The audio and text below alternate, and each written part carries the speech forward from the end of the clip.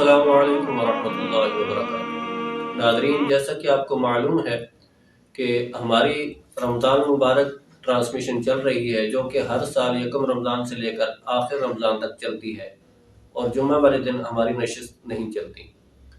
تو اسی طرح آج بھی ہمارے پروگرام کے اندر جو آج مہمان تشریف لائے ہیں وہ ہے حضرت مولانا مفتی محمد معاذ صاحب۔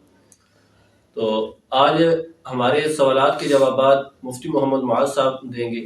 ان کے سامنے ہم اپنے سوالات پیش کریں گے، قرآن و سنت کی روشنی میں وہ اپنے سوالات پیش کریں گے جو کہ آپ کی خدمت میں ہم پیش کر دیں گے۔ تو آپ اگر کوئی مسئلہ پوچھنا چاہتے ہیں تو اسکرین پر جو نمبر دیا گیا ہے اس نمبر پر اپنا مسئلہ لکھ کر واٹس ایپ کر دیں، یا پھر فیس بک پر کمنٹس بار کے اندر اپنا مسئلہ لکھ کر بھیج دیں، تو انشاءاللہ آپ کے سوالات بھی مفتی صاحب کے سامنے پیش کریں گے، اور جو جوابات ملیں گے وہ آپ کی خدمت میں پیش کر دیے جائیں گے۔ تو اب میں آپ کو لے کر چلتا ہوں اپنے مہمان کی جانب، حضرت مولانا مفتی محمد معاذ صاحب کی طرف۔ السلام علیکم ورحمۃ اللہ وبرکاتہ۔ السلام ورحمۃ اللہ وبرکاتہ۔ کیا حال ہے مفتی صاحب؟ ٹھیک ہے سر؟ خیر وفیت ہے؟ الحمدللہ۔ مفتی صاحب، ناظرین کی طرف سے ہمارے جو سوالات آئے ہیں ان میں سے ایک سوال یہ ہے کہ ایک مریض ہے جو کہ انہیلر استعمال کرتا ہے، اب اس کی اس کو سانس کی تکلیف ہے، تو سانس بغیر انہیلر کے وہ لینا اس کے لیے مشکل ہے، تو روزے کی حالت میں اس کو انہیلر استعمال کرنا کی اجازت ہے یا نہیں؟ اگر وہ انہیلر استعمال کرتا ہے تو اس کے روزے پر اثر پڑے گا یا نہیں پڑے گا؟ بسم اللہ الرحمن الرحیم، نحمدہ ونصلی ونسلم علی رسولہ الکریم، اما بعد۔ بھئی احتشام امی صاحب، آپ کی یہ ترتیب اللہ قبول فرمائے۔ عوام کو شرعی مسائل کی آگاہی کی جو یہ مہم ہے، اللہ تعالیٰ اس میں برکت عطا فرمائے۔ جو بھی افراد اس میں شامل ہیں، آپ کی ٹیم ہے، سب کو اللہ قبول فرمائے۔ سوال کے جواب سے پہلے اس نشست کے حوالے سے میں عرض کرنا ضروری سمجھوں گا۔ یہ نشست چونکہ شرعی مسائل کی ہے، اور شریعت کے مسائل سیکھنا، ضروری مسائل کا سیکھنا ہر مسلمان پر فرض ہے۔ کئی ناظرین اس مجلس کو اٹینڈ کرتے ہوں گے، دیگر مفتیان کرام کی مجالس بھی اٹینڈ کرتے ہوں گے، شاید ان میں سے کم لوگوں کو احساس ہوگا، اندازہ ہوگا کہ اس کی اہمیت کیا ہے۔ حدیث پاک میں ہے کہ جس نے ایک باب شریعت کے کسی مسئلے کے متعلق ایک باب سیکھ لیا، اس کو 1000 رکعت نوافل پڑھنے سے بھی زیادہ ثواب ملتا ہے۔ اب یہ اس میں کتنے مسائل آ جاتے ہیں ایک ایک نشست میں، جو ناظرین دیکھ رہے ہیں، سن رہے ہیں، سامعین، ان کی تطیب قلب، ان کے دل کی خوشی کے لیے یہ عرض کیا ہے کہ اس کو اہمیت کے ساتھ آپ سنا کریں، اور یہ بھی سمجھیں کہ سوشل میڈیا ایک بڑا وسیع سمندر ہے، اس میں خیر اور شر دونوں جمع ہیں، اور یہ بھی عرض کرتا جاؤں کہ خیر کم ہے، شر زیادہ ہے۔ تو سوشل میڈیا سے دین کی باتیں لینا یہ بھی آسان کام نہیں ہے کہ صحیح بات مل جائے۔ اس وقت فتنوں کا دور ہے، اسلام کے نام پر اسلامی سکالروں کے شکل میں گمراہی پھیلائی جا رہی ہے، امت کو اعمال سے دور کرنے کی کوشش کی جا رہی ہے۔ کبھی تراویح پہ اعتراض کیے جاتے ہیں، کبھی فطرانے پہ اعتراض کیے جاتے ہیں، آگے قربانی آ رہی ہے، قربانی کے وجوب پہ اعتراضات۔ یہ اعتراض کرنے والے اسلامی سکالروں کے روپ میں آئے گئے، جو 1400 سال سے امت اعمال پہ سب کے ساتھ جڑی ہوئی ہے۔ اب بڑی تیزی سے امت کو ان اعمال سے، مسجد کے ماحول سے دور کیا جا رہا ہے، اور نوجوان نسل انہی کی بات کو قبول کرتا ہے، کیونکہ وہ نفس کے عین مطابق ہوتی ہے۔ اعمال تو نفس کے لیے مشقت والی چیز ہے، نفس اس سے گھبراتا ہے۔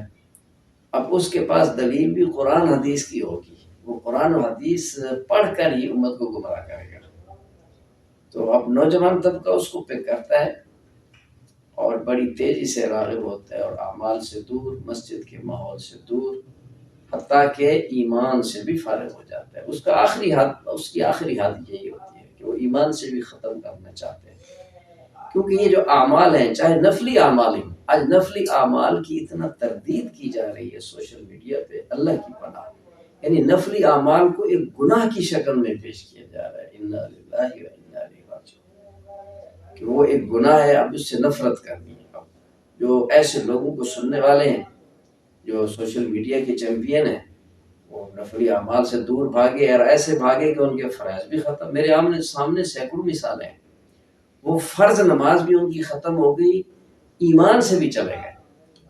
یاد رکھو، یہ نفلی اعمال جو امت کا ایک تعامل چل رہا ہے، یہ ایمان کے محافظ ہیں۔ جب عمل ہوگا تو ایمان محفوظ رہے گا، اور فرائض ایمان کے محافظ، واجبات فرائض کے محافظ، اور جو سنتیں ہیں وہ واجبات کی محافظ ہیں، اور جو نفلی اعمال ہیں، مستحبات ہیں، وہ سنتوں کی محافظ ہیں۔ یہ چار دیواریں چڑھی ہوئی ہیں ایمان کے ارد گرد۔ تو شیطان کیا کرتا ہے؟ سب سے پہلے مستحب اور نفل کی اہمیت دل سے نکالتا ہے۔ جب وہ اس میں کامیاب ہو گیا تو اگلی دیوار پہ حملہ کرے گا، سنت کی اہمیت دل سے نکالے گا۔ اس میں کامیاب ہو گیا تو اگلا وار کرے گا، واجب کی اہمیت دل سے نکالے گا۔ اس میں کامیاب ہو گیا تو پھر اگلا وار فرائض کی اہمیت دل سے نکالے گا، حتیٰ کہ ایمان اس کا بغیر کسی حفاظتی دیوار کے خالی خولی میدان میں پڑا ہوا وہ سونے کی وہ ڈلیا ہے، کوئی بھی چور چپکا اٹھا کر لے جائے۔ تو آپ کے جواب سے پہلے میں نے ایک زائد بات کر دی، شاید کسی کو فائدہ ہو جائے۔ اب آپ کا سوال ہے انہیلر کے متعلق۔ دیکھو، انہیلر میں دوائی ہوتی ہے، جب منہ میں ڈالا جاتا ہے تو اس کا ذائقہ گلے میں آتا ہے، تو اس سے روزہ ٹوٹ جاتا ہے۔ اگر مریض جان بلب ہو گیا، اس اتنا پریشان ہو گیا کہ اس کے لیے بچنا مشکل ہو گیا، تو بامر مجبوری انہیلر تو استعمال کر لے، لیکن اس روزے کی بعد میں قضا کرے گا۔ اگر زیادہ مجبوری نہ ہو تو پھر روزہ نہ توڑے۔ جزاک اللہ خیر مفتی صاحب۔ مفتی صاحب، ناظرین کی طرف سے جو ہمارا اگلا سوال ہے وہ یہ ہے کہ اس سال میں صدقہ فطر کتنا بن رہا ہے؟ صدقہ فطر کا جو مستقل قانون ہے شریعت کا، وہ تو اجناس ہے، اور اجناس کی قیمتیں ہر علاقے میں اور ہر زمانے میں تبدیل ہوتی رہتی ہیں۔ 2 سیر گندم جو درمیانہ قول ہے، 2 سیر گندم، یا 4 سیر، 3 سیر کا قول بھی ہے، 3 سیر جو، 3 سیر کھجور، 3 سیر کشمش، ان کی قیمتیں، اور 3 سیر بھی یہ ادنا قول ہے، 4 سیر ہو تو وہ زیادہ بہتر ہے۔ یہ مختلف اقوال ہیں، تو اس کی قیمت مارکیٹ کے لحاظ سے دیکھ لی جائے۔ ابھی جو گندم یہاں ہمارے ہاں جو چل رہی ہے چکوال کے علاقے میں، تو میں نے منڈی سے 2-4 دن پہلے کسی دوست سے رابطہ کیا، تو انہوں نے بتلایا کہ گندم کا ریٹ 4800 روپے من، یعنی 120 روپے کلو ہے۔ تو اس اعتبار سے تو گندم تقریباً احتیاطاً 250 روپیہ ایک بندے کا فطرانہ بنے گا، اور روزے کا فدیہ بھی تقریباً 250 بنے گا۔ جو کی جو قیمت انہوں نے بتلائی وہ 2200 روپے من، 4200 روپے من جو کی قیمت بتلائی۔ تو اس اعتبار سے اپنے علاقے میں اس کی قیمتیں دیکھ لی جائیں۔ جزاک اللہ خیر مفتی صاحب۔ مفتی صاحب، ناظرین کی طرف سے جو ہمارا سوال ہے وہ یہ ہے کہ ایک شخص کی طبیعت خراب تھی، اس نے روزہ کی نیت نہیں کی، لیکن بعد میں بہتری محسوس کی تو روزہ کی نیت کر لی، ایسے شخص کے روزہ کا کیا حکم ہے؟ کہ روزے کی نیت کے متعلق ایک فارمولہ ہے کہ 3 روزے ایسے ہیں جن کی نیت کے وقت میں وسعت ہے۔ ایک رمضان کا روزہ، نظر معین کا روزہ۔ نظر معین یہ نظر اس نے کی تھی کہ فلاں دن روزہ رکھے گا، وہ دن اس کے روزے کے لیے متعین ہو گیا۔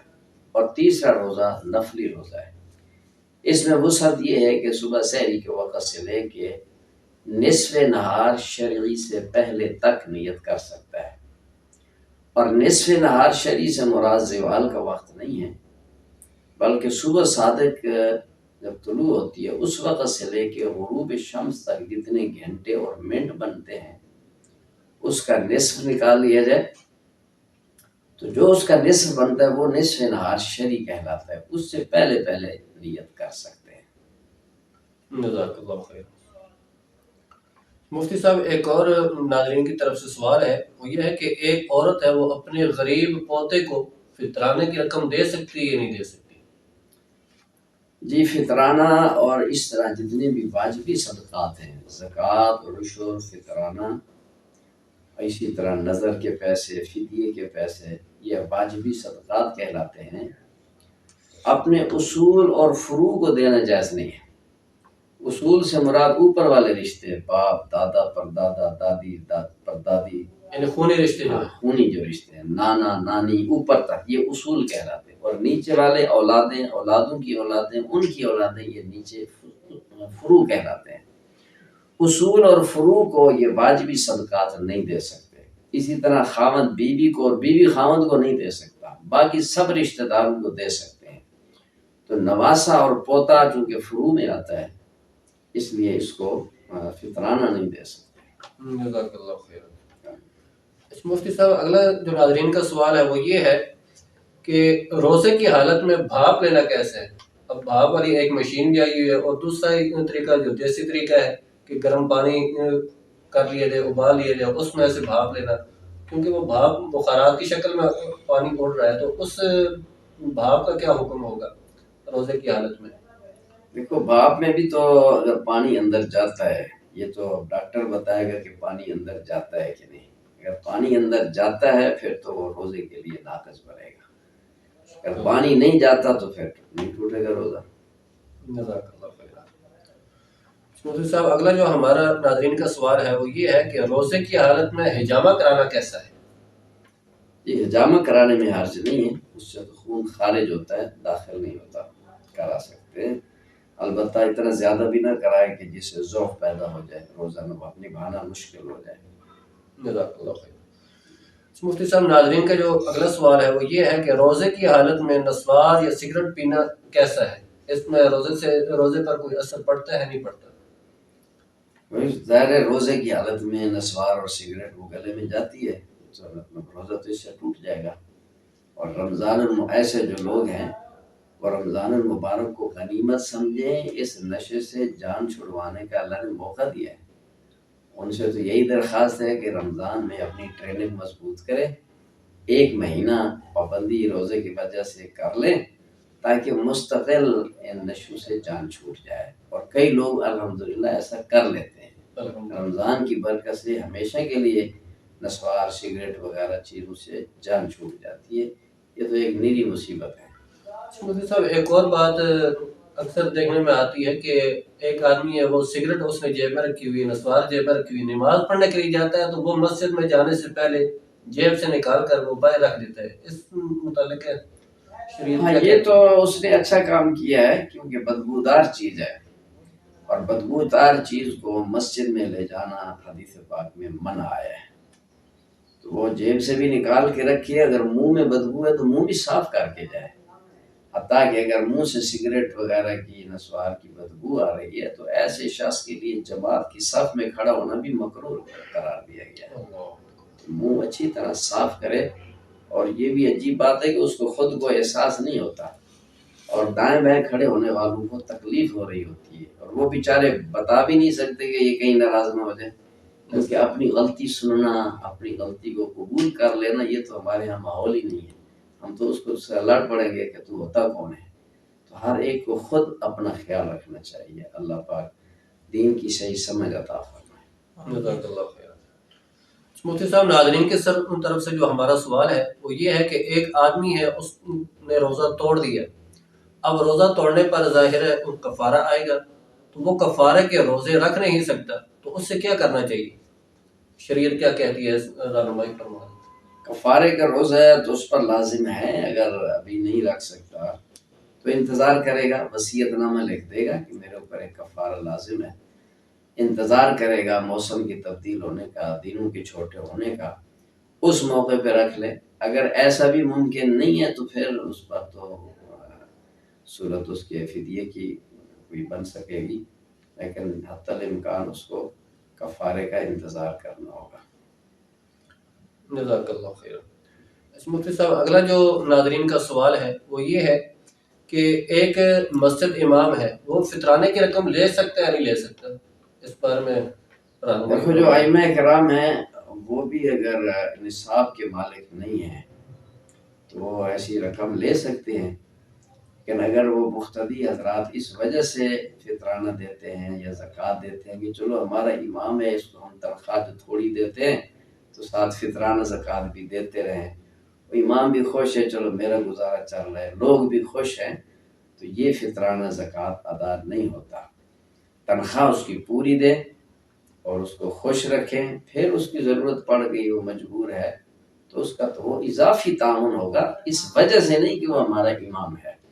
اگر اس وجہ سے دیں گے تو پھر تو وہ تنخواہ کا ہی گویا حصہ بن جائے گا، اس کی معاونت کا، اس کی گویا اجرت کی صورت بنے گی، تو اجرت کے طور پہ جائز نہیں ہے۔ اور یہی حکم ملازمین کا ہے، بہت سے لوگ اپنے ملازمین کو زکوٰۃ فطرانہ دیتے ہیں، یہ بالکل ایسے ہی، اور اس کی وجہ بھی تقریباً یہ ہوتی ہے کہ تنخواہیں ملازمین کی تھوڑی تھوڑی رکھتے ہیں، بھی ہم آپ کو چلو دیتے رہیں گے، وہ سالانہ زکوٰۃ بھی دیتے ہیں، اور وہ اس وجہ سے وہ ملازمین تنخواہ کی زیادتی کا مطالبہ بھی نہیں کرتے، وہ ان کے نیچے پریس رہتے ہیں کہ جی ہمیں سالانہ اتنا کچھ وہ دے بھی دیتے ہیں، کپڑے بچوں کے دلا دیے، جوتے دلا دیے، ہوتے زکوٰۃ فنڈ سے ہیں، اور اس غریب بیچارے پہ احسان کر رہے ہوتے ہیں۔